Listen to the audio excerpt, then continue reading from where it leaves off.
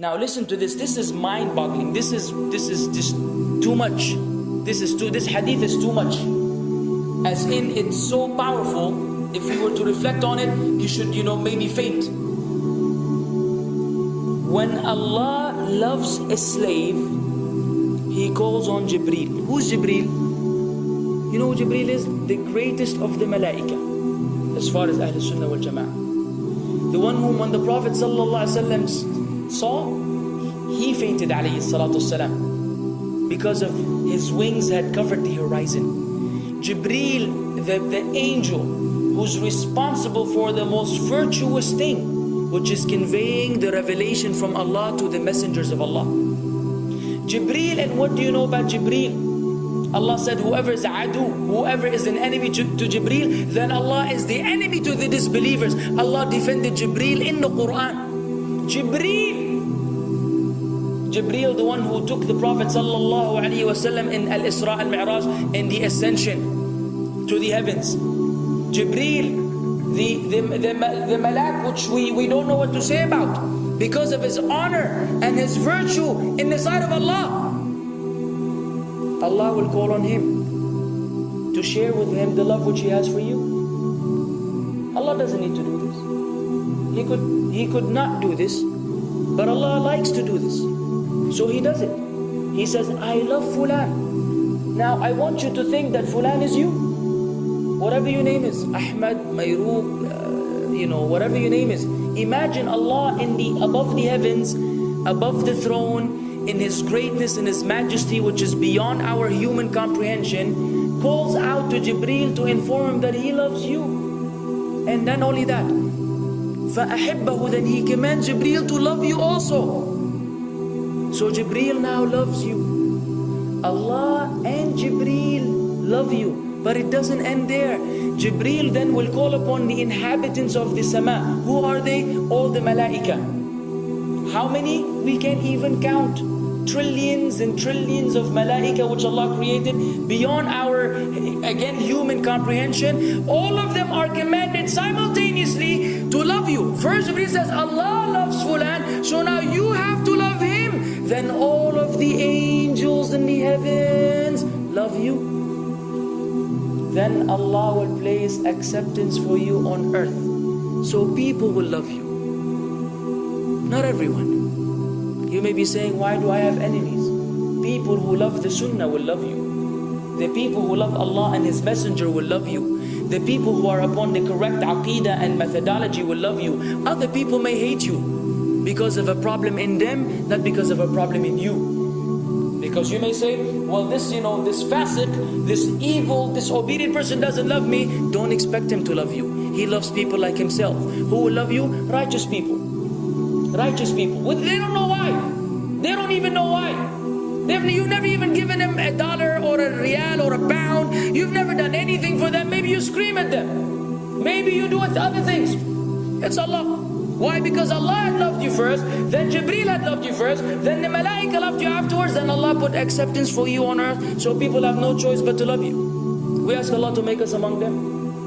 Now what better than that? What else do you want? What else do you want? What? If you're a person whom Allah loves, in every movement you go, you do, you pray, you sleep, whatever you do, you are among those whom Allah loves and Jibreel loves and the angel loves. What else do you want, ya akhi? You're guaranteed success in this life and in the life to come. Guaranteed. No way Allah will punish you. No way. No way Allah will punish someone whom He loves. But the hadith doesn't stop. The hadith has a very saddening continuation, which we should seek refuge with Allah from. وَإِذَا أَبْغَضَ عَبْدًا, and if Allah hates a slave, He also calls on Jibreel.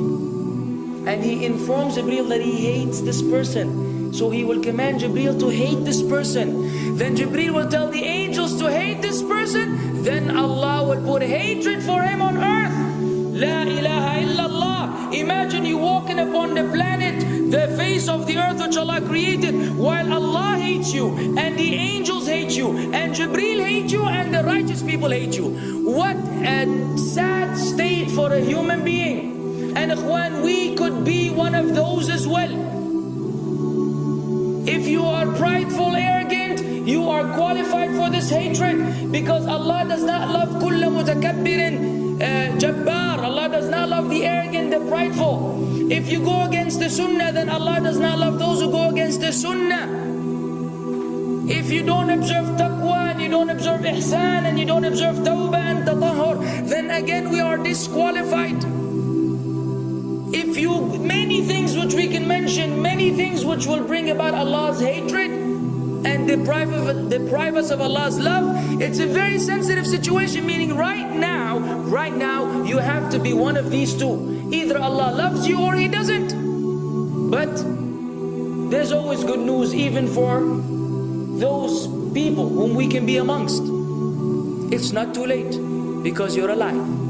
It's not too late because it's Ramadan. It's not too late because you're breathing. Even if you led a life of someone who had attained Allah's hatred, if you were to return to Allah, then Allah will love you and be happier.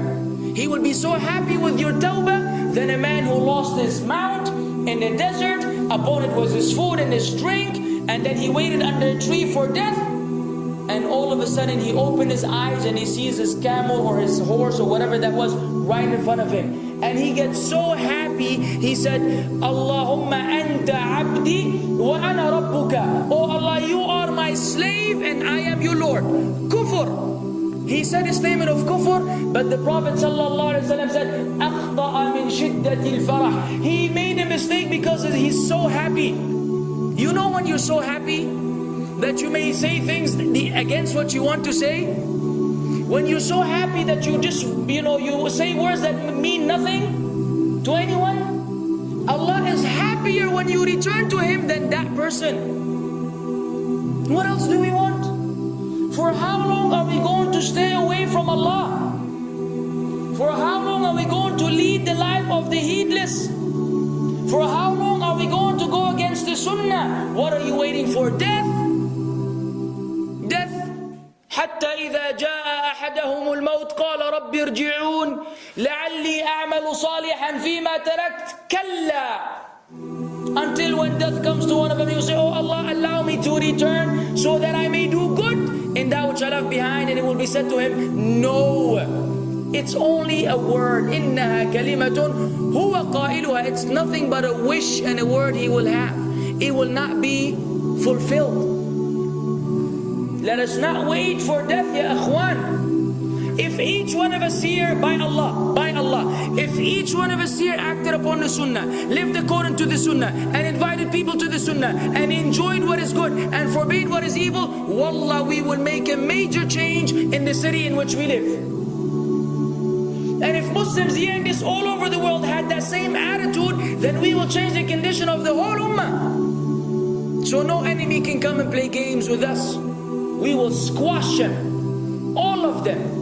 Because Allah will defend. In tansurullah yansurkum wa yuthabbit aqdamakum. If you aid Allah's deen, Allah will aid you and will keep your feet firm. But we don't even live according to the sunnah, let alone be given victory over the enemies.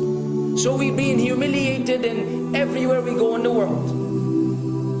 So let us make that change. Now that Ramadan is here, now that you've been given this sudden inclination towards good, if we don't succeed, if we don't take advantage of this month, wallahi, we are losers. If Ramadan ends and you are the same way you were before Ramadan began, then one of us is a loser. If we don't return to Allah after Ramadan, then we are losers as well. So tonight, bi'idhnillah, always on our mind, attaining Allah's love, acquiring Allah's love, fetching for the sunnah, and acting upon it whenever we're able to do so.